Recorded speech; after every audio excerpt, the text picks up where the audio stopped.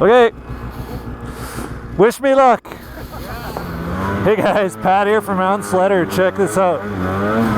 If you look down there, you can see there's only one ski on this thing. So what the heck is that? It's the EXO Sled.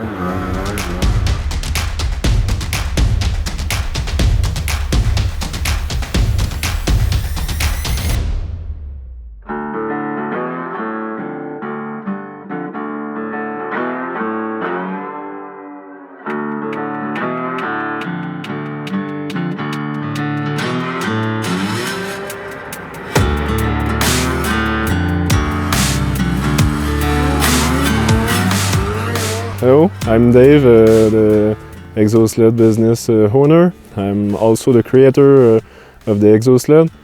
I'm doing the R&D on this product for a few years, 5-6 years now. I start to share with the other enthusiasts to let's have fun with a powerful snow bike. You get the handling of the snow bike with the power of the snowmobile. Everything is made to play in the snow. It's not the case with the snow bikes. They have to do a lot of modification. But with the EXO Sled kit, you're good to go. You bolt on, and you're good to go. I just hopped on this thing. I've honestly ridden this EXO Sled. This is the first time ever for me. I've ridden it for like probably 2 minutes. I fell over twice already because I'm a goof. But look at, like, I'm riding around with one hand right now. It's pretty intuitive.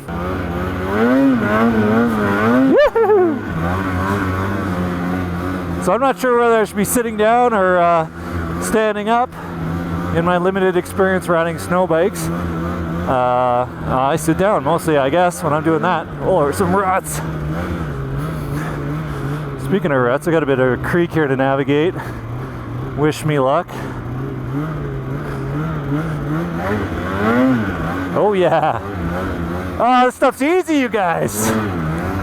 There's Dave over there from EXO Sled. And his buddies Simon and Steve are out riding with me today. They're all riding on EXO Sled. This is Steve's actually. So this is 22 matrix on this thing, and it looks like it's a 155.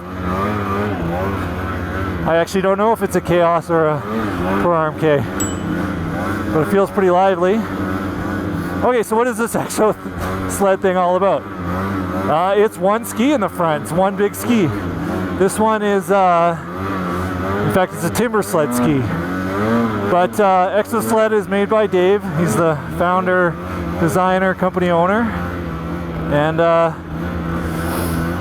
yeah, basically it's kind of like a hybrid between a snow bike and a sled. And Dave told me that he owned the last Snowhawk. I think that was ever produced. Here we go. We're getting into some potentially talent testing areas here. Oh boy. Oh yeah, I'm going this way. Oh. And you know, he liked that, and he rode snow bike for a long time. Uh-oh, now what? And yeah, I just got sick of all the kind of things that go along with the snow bike, you know, the oil changes, and they're, you know, some of them aren't fuel injected, and carburation and all that stuff that he dealt with, and he was kind of sick of it. He wanted something that was kind of gas and go and easy to use and had the power of a sled but the nimbleness of, you know, a snow bike. And this is what he came up with.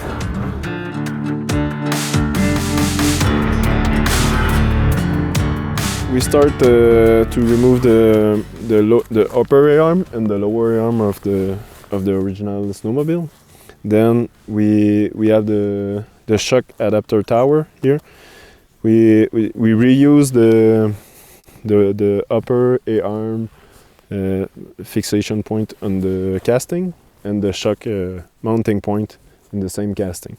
We relocate the upper shock, the same shock, at the more outward to just point the shocks toward the ski. This is static, this is moving part, and at the rear you have a smaller one, moving part. So does that mean when the ski compress the shock, and see the ski is going a little bit upward.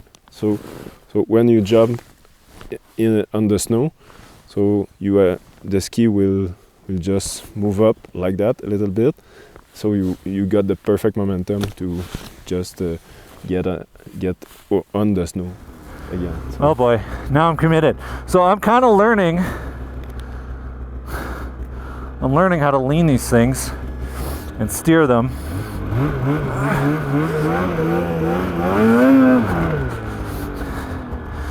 And might be in a little bit of trouble, but I'm clearly I'm in terrain over my head here, so I'm gonna go just crawl through here.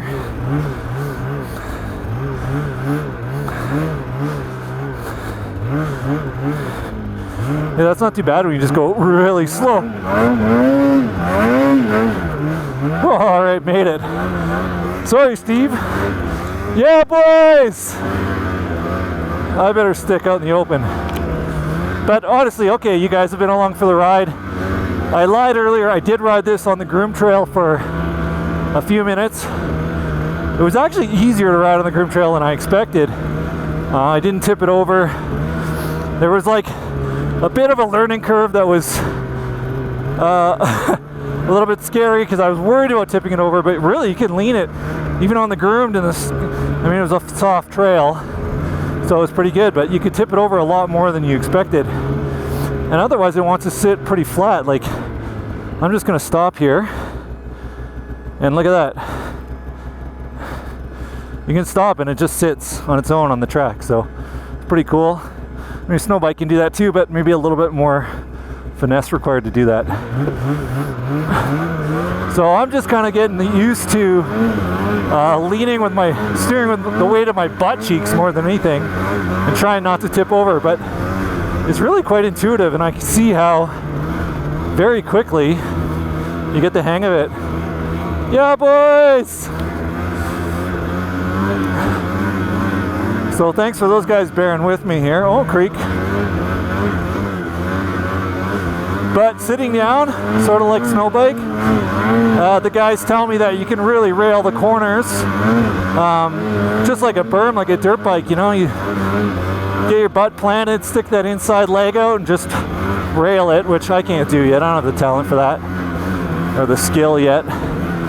But, I mean, I'm finding you can stand up as well, and this is you know, like, look at this snow, right? This is choppy.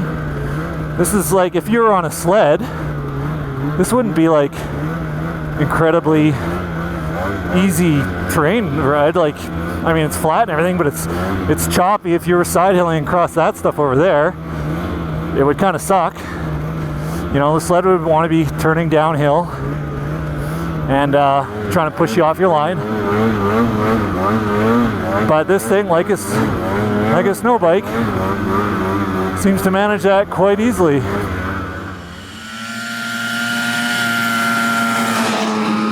This year we came out with a new upper structure here in the 3 parts to fit on the new 2022 matrix, Polaris matrix.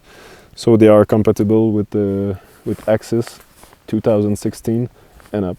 We also are compatible with the piggyback shock, the original one, or Velocity piggyback shock. The front end of the vehicle will be raised a little bit with the full suspension traveling. We have 9 inches of traveling. It's the same motion ratio than the Snowmobile have. At the bottom line, the Euro Sled will be heavier, about 7 pounds. And we are going to go find some better snow, but this is really a good place to test it for a beginner. Like, look at this, I'm just sitting down. I'm going to try a little quick turn here and see how I can do this. So the guys tell me when you're feeling like you're tipping, you just give it a bit of throttle and it pops right back up. So this is a good little side hill test. See if I can turn down around here without tipping. Oh yeah. Oh yeah.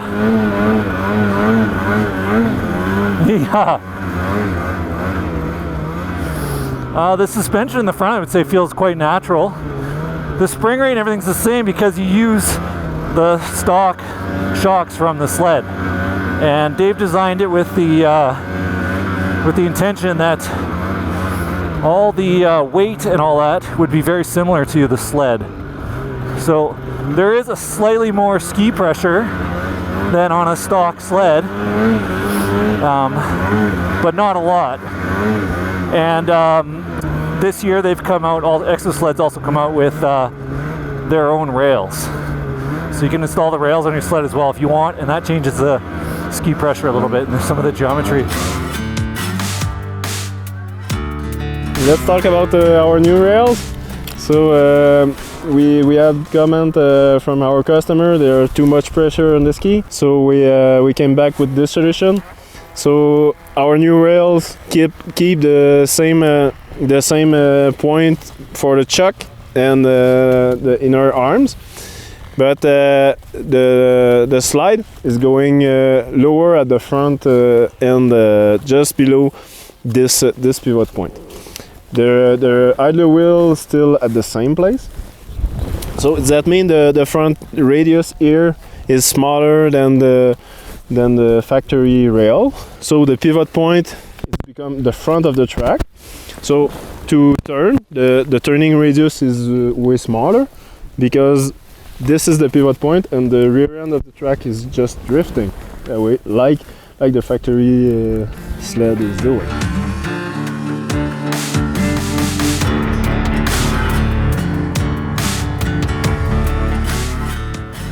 So I gotta tell you guys, I own a motorcycle, I ride a motorcycle, I don't ride off-road.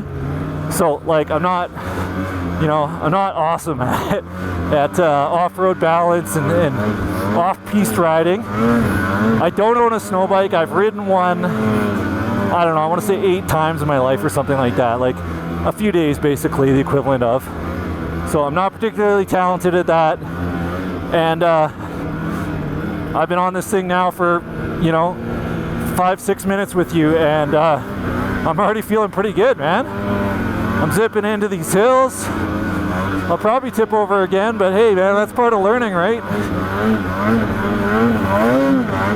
But man, you've got snow bike-like handling and the power of an 850, and more get up and go. You've got all that extra track back there.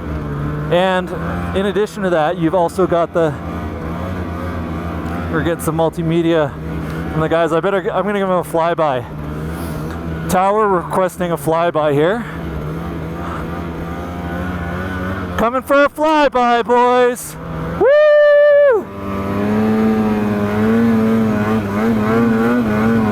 Woo-hoo-hoo-hoo!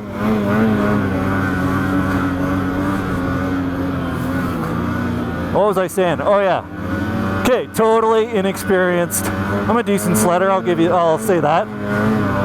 But man, yeah, this is fun. Like I'm having a good time in what I would consider like choppy, crappy snow. Like I wouldn't sit here and ride this all day on my sled if I was here. I would get through it as quick as I could and get onto some better snow. But like, this is kind of fun. I'm railing it, soaking up the bumps. Dave says there's 9 inches of travel in the front shock, and the rear's going to be identical. Whoa, wheelies! Yeah! All right, guys. So, basically, that's my initial impression. Hey, this thing's fun. I want to ride it again in some fresh snow. Let's go find some other hills, and I'm going to get back on this thing. But for now, let's get some clips of guys that actually know what they're doing on this thing. Yeehaw! Hey, no falls. Oh man, sponsor me, man. I'm a pro. I love it.